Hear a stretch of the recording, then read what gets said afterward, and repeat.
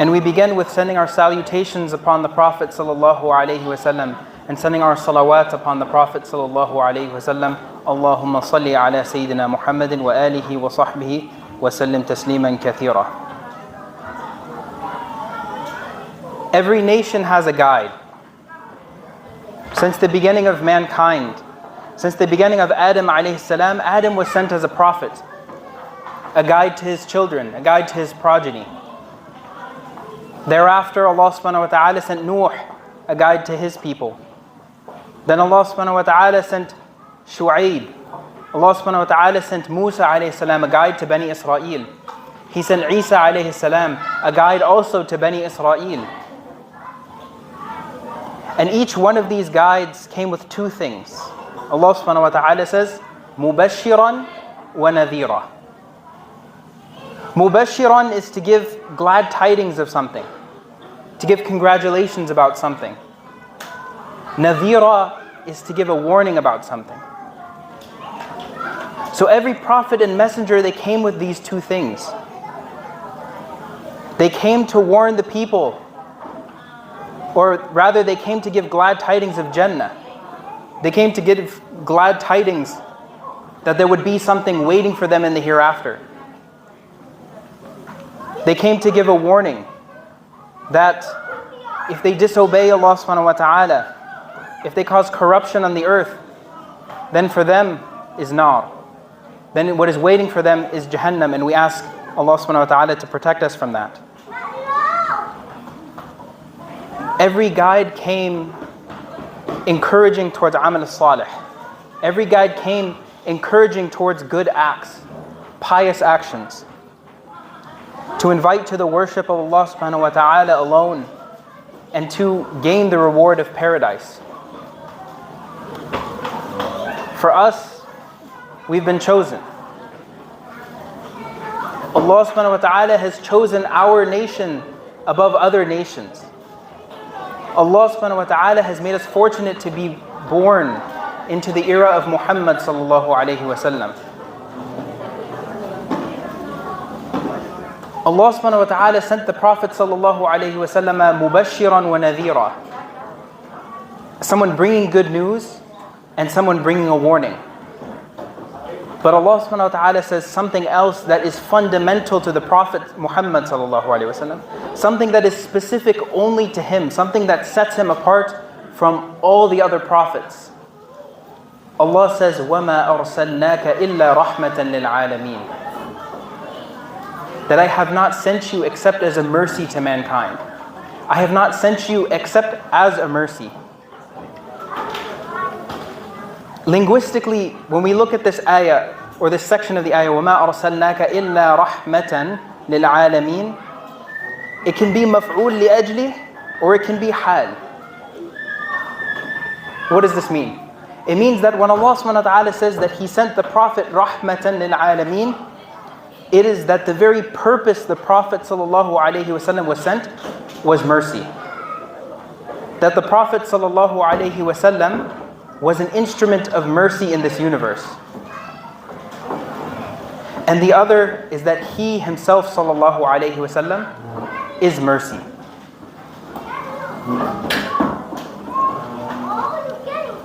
How does that differ from the other messengers that were sent?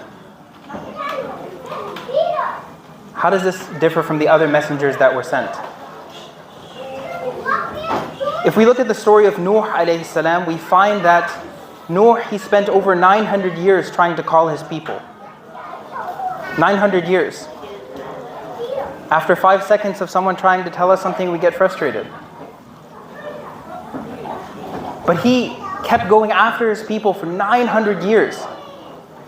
It says in the Quran that Nuh alayhi salam, he talked to them in private and he talked to them in public. He talked to them behind closed doors and he talked to them in open forums. He tried to invite people in the daytime. They didn't want to come, he tried to invite them in the night. So what did Allah subhanahu wa ta'ala do? He told Nuh alayhi salam to build an ark, and those who believed, those who followed Nuh alayhi salam, those who believed in the message of Allah subhanahu wa ta'ala and the oneness, would go with him on the ark and everyone would perish in this world. Allah subhanahu wa ta'ala sent the punishment down there and then. And even the son of Nuh alayhi salam received this punishment because he didn't follow. When the people of Ad and Thamud disobeyed the messenger that was sent to them, what happened? We'll take a poll from the young guys who can understand me in English. Are you guys able to hear in the back?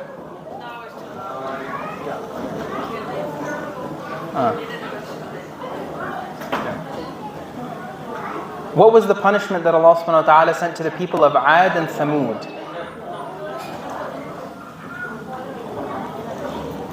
The people of Ad first. رِيحٍ صَرْصَرٍ عَاتِيَةٍ. Allah subhanahu wa ta'ala sent a horrific wind that demolished them entirely. And to the people of Thamud, Allah subhanahu wa ta'ala sent sound, got rid of them like that. That happened in this life. That happened in this lifetime.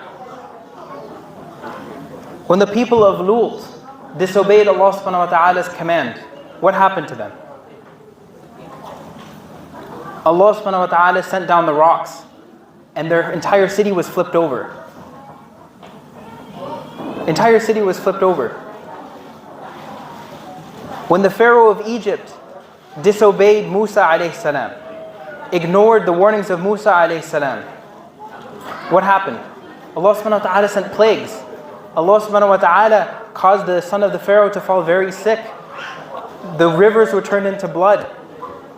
Fir'aun was drowned in the ocean.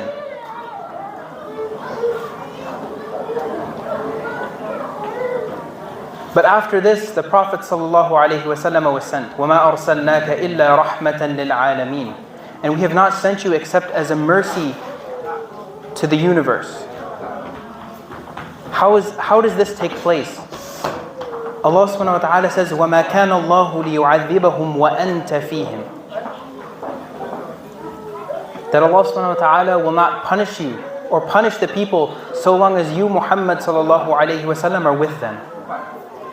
Fihim, being amongst them, but fihim also being in their hearts, being there with the dhikr of Allah subhanahu wa ta'ala, or being there with the dhikr of the Prophet sallallahu alayhi wa sallam.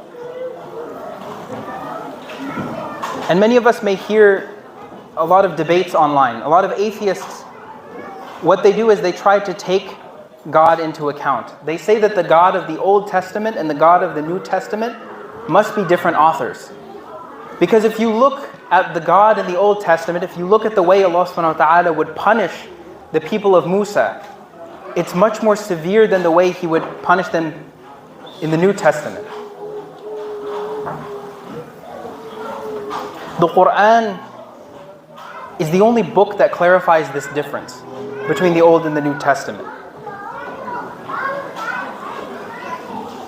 It was the people themselves who Allah subhanahu wa ta'ala was rectifying. And before the Prophet sallallahu alayhi wa sallam, rectification would happen immediately. When people would do wrong, they would see the effects of it in this life. Such that when Musa alayhi salam, when his people were there was one person who sinned from amongst them. One person. What did Allah do? There was a drought. No rain fell. And so Musa asks Allah subhanahu wa ta'ala, does istisqa, asking for rain. And he says, Ya Allah, we're not getting any rain, we need rain. And Allah subhanahu wa ta'ala says, there's a person amongst you who had sinned. We're not going to delve too much into the story, but this was how the world was before the Prophet sallallahu alaihi wasallam. This is how the world changes. This is how the world functions when we live in an era of rahmah. وَمَا أَرْسَلْنَاكَ إِلَّا رَحْمَةً لِلْعَالَمِينَ. Muhammad sallallahu alayhi wasallam was not accepted in Mecca. Initially, he wasn't accepted in Mecca. And so, when his wife, Khadija radiallahu anha, passes away, when his uncle, who is his greatest supporter, passes away, they call it the Am al-Huzn. They call it the year of sadness.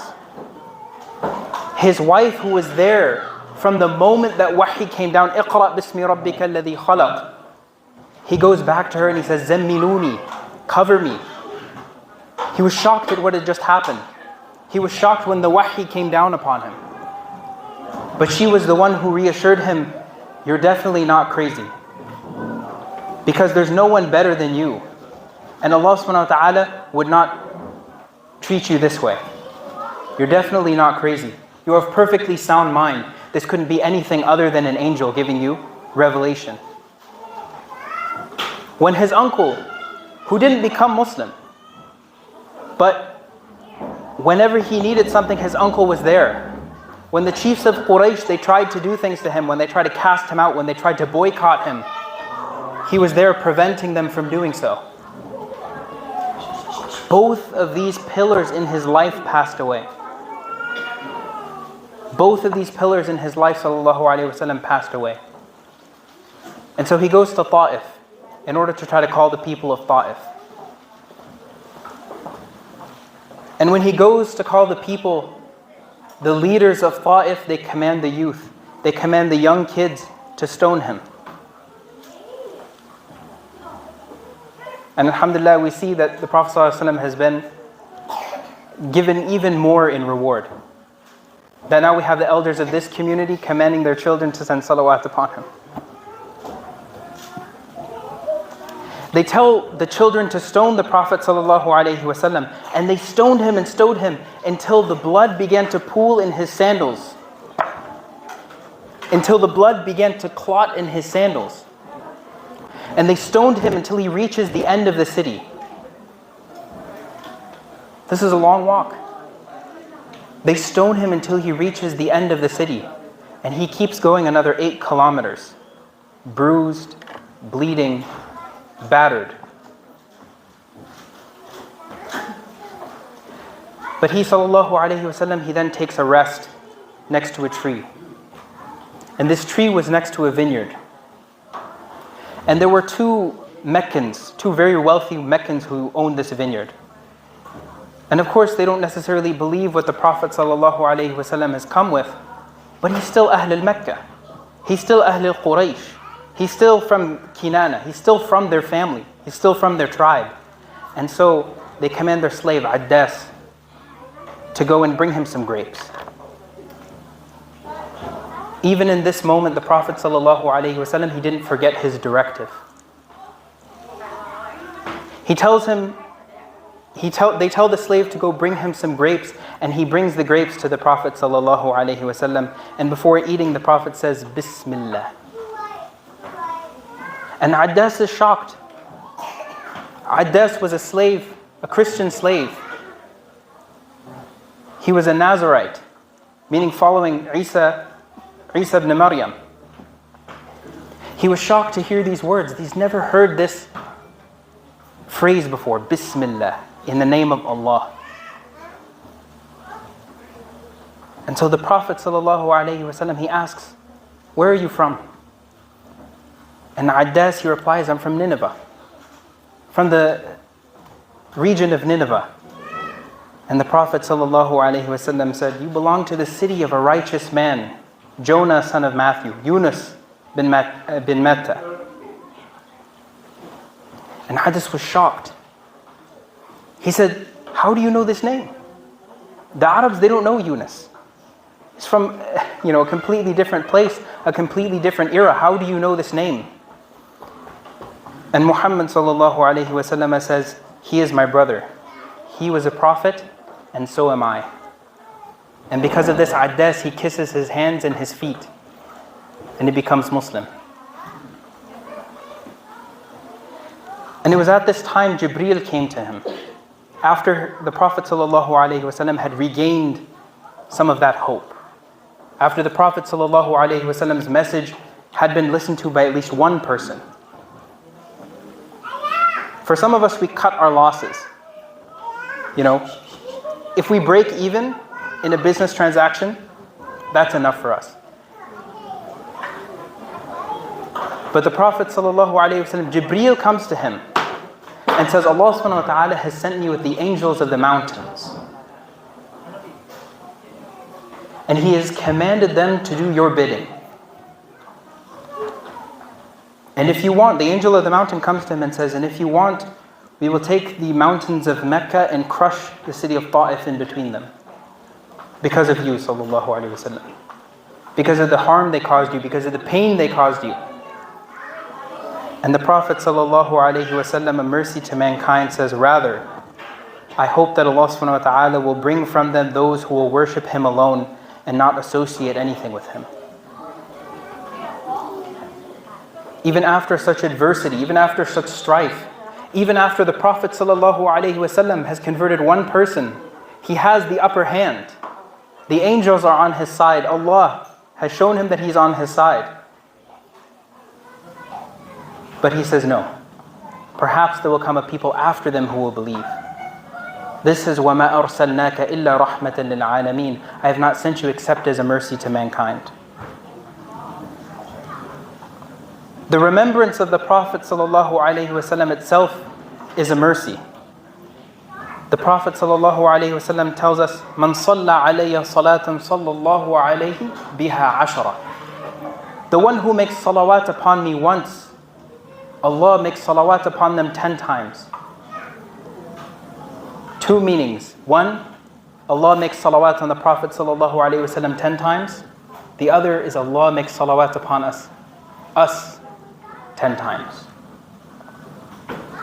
What does that mean when we make salawat? We recite it over and over, Allahumma salli ala Muhammad wa ala ali Muhammad. Isn't salah the same as the salah that we pray? Salah has multiple meanings, and depending on who it's from and who it's going to, it's different. For us, salah, when we make salah, it's from us to Allah subhanahu wa ta'ala. It means dua, praying. Praying to Allah subhanahu wa ta'ala, seeking from Allah subhanahu wa ta'ala. When Allah makes salawat on the Prophet, إِنَّ اللَّهُ وَمَلَائِكَتَهُ يُصَلُّونَ عَلَى النَّبِي.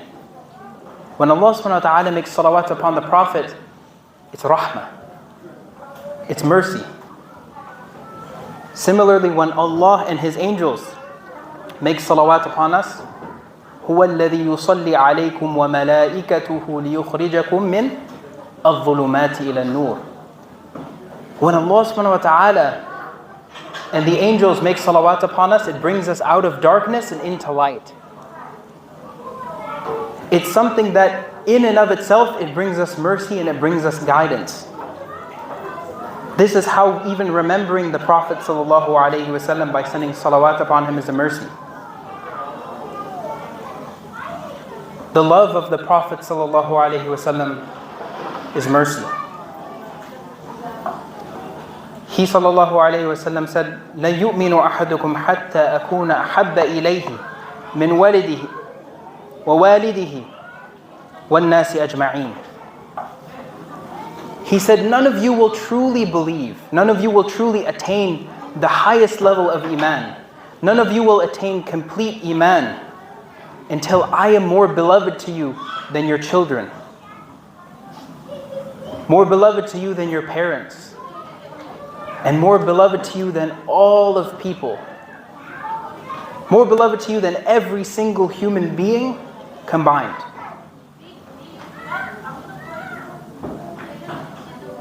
Happiness over the Prophet ﷺ being sent is a mercy.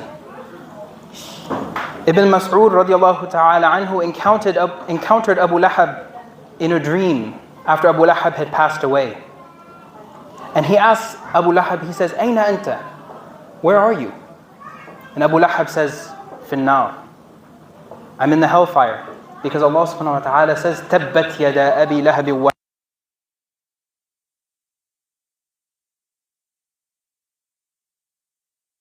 Damned to the fire. But every Monday, every single Monday, I'm given some water. And my punishment is eased a little bit. Because when my slave Thuwayba came to me to inform me that my brother Abdullah had given birth or had a son, Muhammad bin Abdullah sallallahu alayhi wasallam, I was so happy that I freed Thuwayba. I freed Thuwayba on the spot out of my joy. And because of this, Allah subhanahu wa ta'ala has mercy upon him. The Arifin, they say, إذا كان هذا كافرا جاء ذمه وتبت يداه في الجحيم مخلدا أتى عنه في يوم اثنين دائما يخفف عنه للسرور بأحمد فما الظن بعبد الذي عاش عمره بأحمد مسرورا ومات موحدا. If this was for a disbeliever whose demerit came to him in the Quran, tabbat yada, came in the Quran where Allah says, and his hands are damned to the fire for a time endless, and every Monday his punishment is lessened because of the joy of Ahmad, then what do you think about a slave who lives his life with Ahmad joyously and dies believing in the oneness? I'll repeat it again, inshallah. Allah subhanahu wa ta'ala tells Abu Lahab in the Quran, tabbat yada, damning him to the hellfire. But we were informed that every Monday Allah subhanahu wa ta'ala relieves some of the punishment, gives him some water to drink from, because of his joy when Muhammad sallallahu alayhi wasallam was born. He freed a slave. And so the ulama, they tell us, this is with a kafir. This is with one who didn't believe in Allah subhanahu wa ta'ala. Allah lessens his punishment because of his happiness over Ahmad. Now imagine the one who believes in Allah. Imagine the one who believes in the message of the Prophet sallallahu alaihi wasallam, how they will be treated by Allah subhanahu wa ta'ala.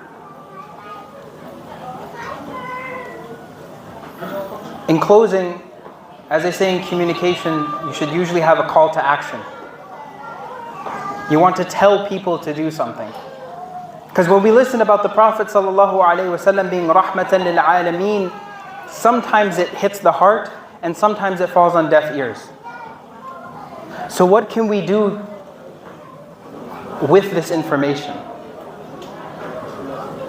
The Prophet ﷺ told us that prophets and messengers, they don't leave behind inheritance of gold and silver. They leave behind knowledge. They leave behind examples for us to follow. When we hear that Muhammad sallallahu alayhi wasallam is rahmatan lil alameen, it's upon us to exemplify that rahmah. When we deal with others, no matter how harshly we're being treated, no matter how much difficulty we're put through, especially in the West. I'm not sure what type of racism Muslims experience here in Canada, because it's different everywhere. Now we don't have macroaggressions, only we have microaggressions. These are the things that people will say very subtly, and it'll make you feel some sort of way.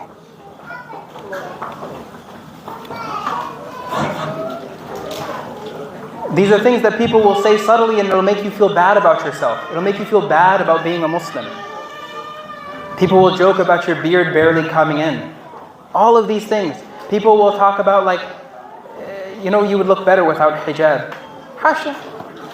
A'udhu billah. All of these things are microaggressions that we face. But the way the Prophet ﷺ would face these things, the way the Prophet would face actual aggression, is with mercy. If we can connect ourselves to the Prophet ﷺ, if we can connect ourselves to the messenger of mercy, Allah subhanahu wa ta'ala shows mercy upon us, and inshallah through us, Allah subhanahu wa ta'ala brings mercy to the Canadians, to the Americans, to everyone that we interact with. If we look at candles, does the light diminish when you light another candle? If we take a candle and we light another candle, if we take a candle and we light another candle, does the fire from this one go out? No. It increases. The light in the room increases. And this candle can now pass the light to another candle. This is the way that we should be as believers with the rahmah of the Prophet sallallahu alaihi wasallam, and we ask Allah subhanahu wa ta'ala to make us from those who He shows mercy to, and we ask Allah subhanahu wa ta'ala to make us from those who are beloved to the Prophet sallallahu alaihi wasallam and who are true lovers of the Prophet sallallahu alaihi wasallam. Wallahu ta'ala awla wa a'lam wa fawqa kulli dhi ilmin alim wa sallallahu ala sayyidina Muhammadin wa ala alihi wa sahbihi ajma'in.